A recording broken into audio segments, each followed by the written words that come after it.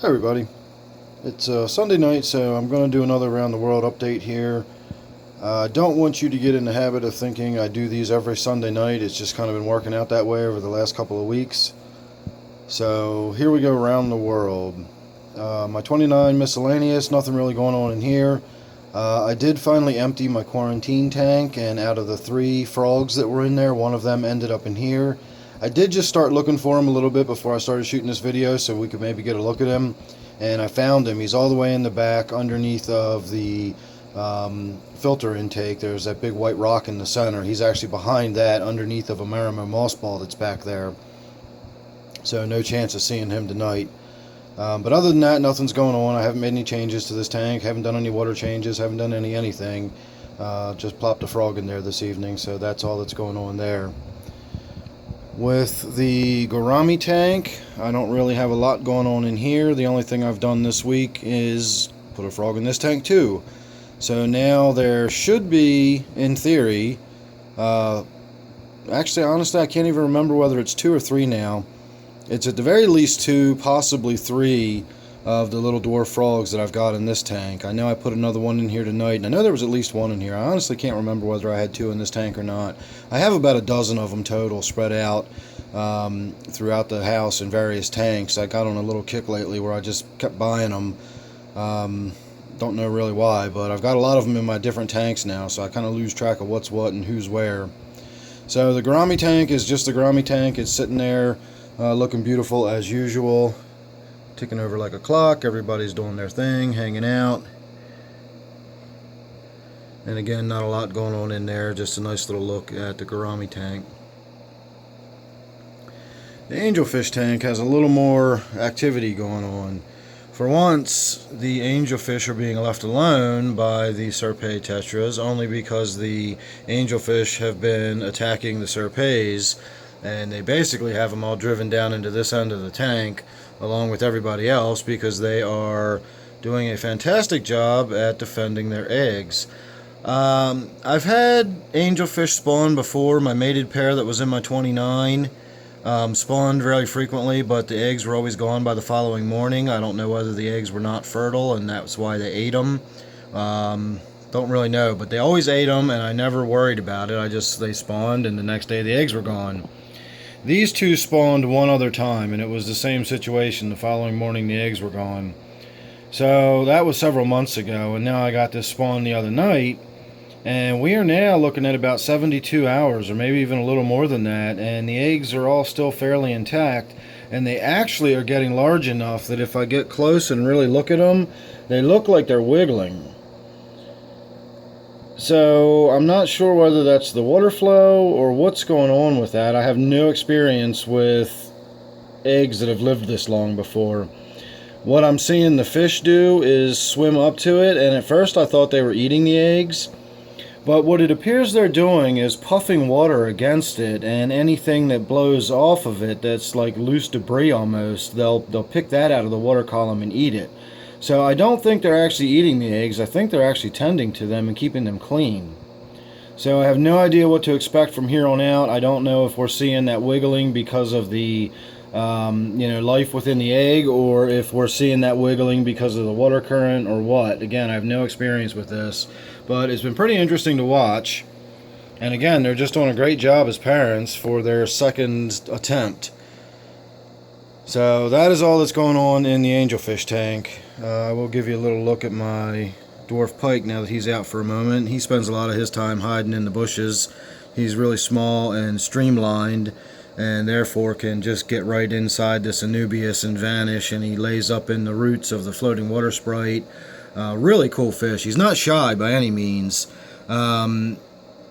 I wouldn't even call him elusive. He's just, I don't know, he's weird. It's just, he never really works out well on video. Usually as soon as I start shooting, he goes away and drifts into the darkness or hides under a leaf or something.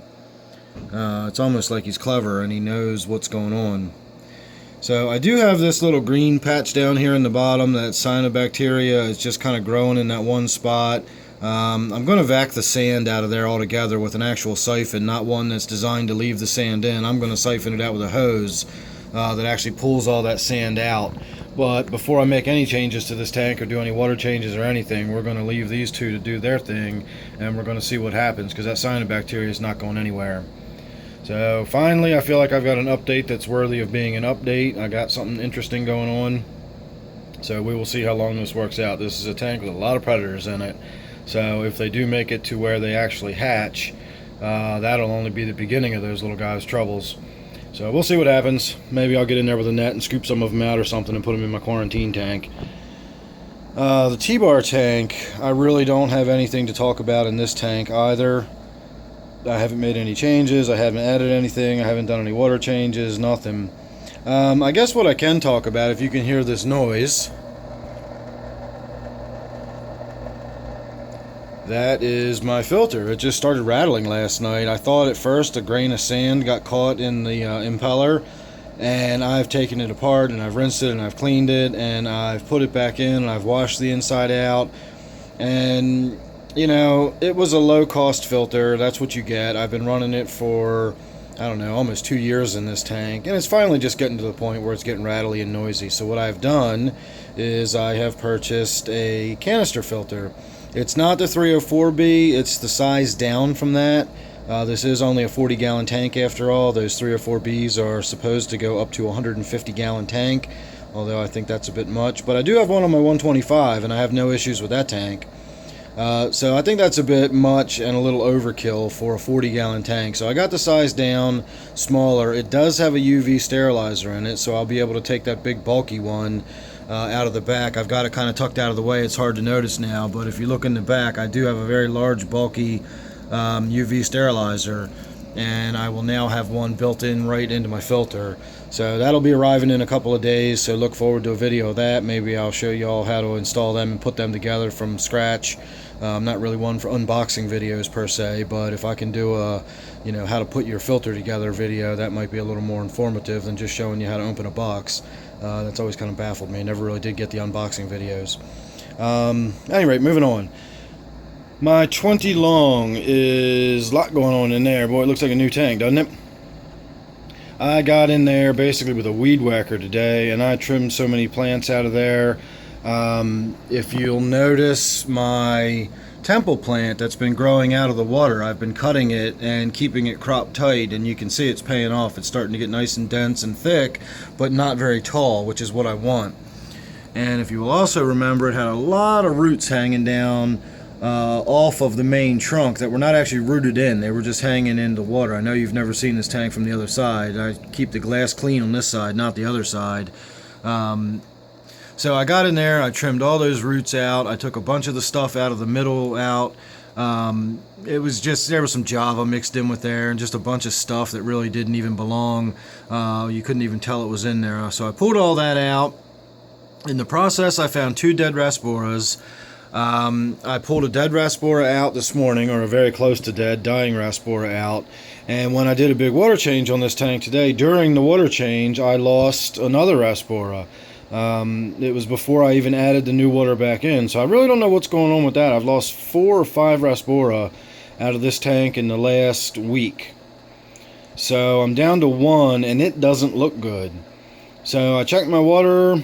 Nothing out of the ordinary, nothing unusual. Don't really know what's going on. The pH in this tank does get a lot lower than my other tanks for some reason. I'm not really sure, other than the possibility that wood that I have in here is still leaching a lot of tannins out. It's very old wood. It's been in the tank for a long time, but it's a possibility, I suppose. But I did check the pH in this tank, and it was all the way down at 6, maybe 6.2, somewhere down in there. It was really, really pale yellow. And then I tested after the water change, and I had actually brought it up to 6.8. I did a little bit larger of a water change than I wanted to, and the result was a little bit of a pH jump. But the issues I was having was before I did that. I haven't had any issues with any fish in here since that's happened.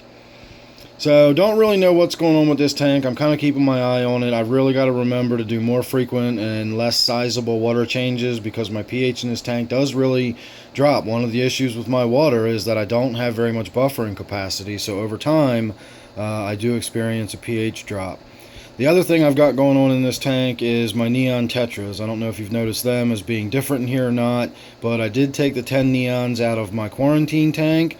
Since I lost all those rasboras over the last week, I really didn't have a lot of schooling fish in there, so I put 10 neons to start, and I might put maybe 4 or 5 more in there just to make a nice little school of neons. I really like a tank full of neons.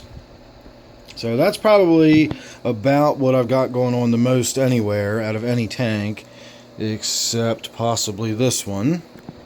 This is my brackish tank, and it is looking like a new tank. I've been working on this one again and getting it cleaned up. I was in there tonight. I scraped the back glass down fairly well. I didn't do an amazing job at it, but I did get back there with my razor blade. You can see right there, that is my razor blade wedged into a little piece of wood. That is what I use for a scraper. Best scraper you'll ever own. Let's see if we can see what it looks like from back here. So you can see where I still have a lot to go. That's what it used to look like back here. I was not able to scrape. So we're still working on it. I'm not getting in there and doing too much at once. I'm just sort of cleaning bits and pieces and chunks at a time. Let me move this blanket out of the way. So you can see the glass back here still has a long way to go. But I did make another big chunk of work on it today. I did another water change. The nitrates in this tank now are down under 10 parts per million. I've never seen nitrates that low in this tank before. Butterbean is just as happy as can be once all the water changes and everything gets over. He still doesn't like this camera after all this time. So I've been feeding him today. He's been eating snails. My snail tank is just growing. The population is just going crazy like I'd hoped, and I can just give him snails every day. I do give him a little bit of krill. Excuse me. I do give him a little bit of freeze-dried krill just because he enjoys it. And the other thing I wanted to mention about this tank is I was starting to get worried about my little ghost shrimp right there. He's about 2 years old now, almost 2 years old. And he was looking really rough. He was turning almost opaque white, and I just figured it was getting to be about old age for him. You know, shrimp don't live that long. And about 3 days ago, he sloughed, and now he's all beautiful and fairly clear again, and his old shell got discarded. So, yay, he's going to keep on living. So I do have a ghost shrimp that's been living in this brackish tank with a puffer for almost 2 years now. And they almost seem to have a friendly relationship. Every now and again I'll see Butterbean taking interest in him, but it seems more that than anything else. It seems like he's actually just taking an interest in him and going over to check out what he's doing, more so than, you know, potentially preying on him. So I've always said he's got to be the most mild-mannered puffer in the world. He really is downright bashful. He's just a sweet, sweet little fish. I feel bad getting in there doing water changes because it upsets him so much. But it's for his own good, whether he realizes it or not. So, moving on, we have got nothing really going on in the snail tank. I did throw a piece of plant in there. I got more temple plant cut out of that tank, so I just threw it in here. Quarantine tank is now empty except for some floating plants. And we've still got nothing really changed in here, nothing really going on. This is just my gudgeon tank. From here on out, it's pretty much just smooth sailing. We haven't done any more changes at all, not to the 125 or to the gudgeon tank, but we will take a look at it a little bit. These guys are just neat fish. I still haven't really decided what I want to do or how I want to approach this tank, and I really don't care. It's just such a neat fish that I like watching them. I'm really still waiting for all that diatom algae to get out of there. I'm waiting for the plants to start coming into their own a little more, and I really want to wait for this tank to finish balancing out before I worry about putting other fish in here. So no hurry. A friend of mine once said that nothing good ever happens fast in fish keeping. The longer I keep fish, the more I come to appreciate that statement. So no hurry for this tank. I've got plenty of other fish to look at and plenty of other things to do, and plenty of other places to spend my money rather than, you know, jamming a bunch of fish in here before the tank's ready for them. So be patient. Something will happen, just not yet. In the meantime, you know, it's not like these are unattractive fish or they're not interesting to look at. Now, I'll grant you, I don't do a whole lot of video of them because, quite frankly, I think the tank's kind of ugly right now. But the fish themselves are amazing. So, moving on, last but not least, I don't know if you've been hearing that clicking, but it is this loach trying to get a piece of algae wafer out from under that rock. and it's been clicking and clacking like crazy down there. I thought it was the gudgeons at first when I was looking at the brackish tank. I could hear it behind me somewhere, and it just turned out to be that loach over there. So that is my snakeskin gourami. I get a lot of people ask me about this one. Everybody says it's a black fish, and it's really not. I can see why it would come out looking that way on camera, but it really is a very dark, sort of greenish gray color, and it does have darker markings down the side, but it's not actually a black fish if you see it in person. It's just, you know, dark and shadowy. I don't know if he's full grown or not. I'm going to say no. They're supposed to get about 10 inches, and he doesn't really show any signs of slowing down. Every time I look at him, I still think, wow, he's a big fish. Speaking of big fish, my Tenopoma is coming over to say hello, and he's getting thicker and thicker. And that's my Synodontis. That's my other big fish in this tank. Other than that, we've got pretty small ones. The clown loaches will eventually get very large, but right now, they're not anywhere near full grown. Those will get over a foot eventually, if I can keep them alive that long. And then, of course, the Congos top out at about 4.5 inches. The males getting slightly larger than the females. So, like I said, nothing really going on in here. I did do a water change this week. I did a big video of the water change. I did the filter, the whole 9 yards. I'll attach a card if you're interested. It was a big, epic 35-minute video of doing a water change from a point of view cam. But again, it was a water change. It's not a whole lot to talk about as far as anything I did in the tank. The video was actually more of a big deal than the water change itself was, because that was just a simple water change and some filter maintenance. So that's all that's really going on this week, and I will stay on top of everything else that's going on, and I will certainly keep you up to date on what is happening with the angelfish, if their eggs ever hatch or whatever, so stay tuned for that. So I do these round the world updates fairly frequently, if you're not familiar with my channel, so stay tuned. If you don't want to watch all the other stuff I do, you can at least watch these once a week or so, thereabouts, and you will get a pretty good idea of what's going on all the way around the world with me. So thanks for watching this one, and I'll see you real soon on the next one.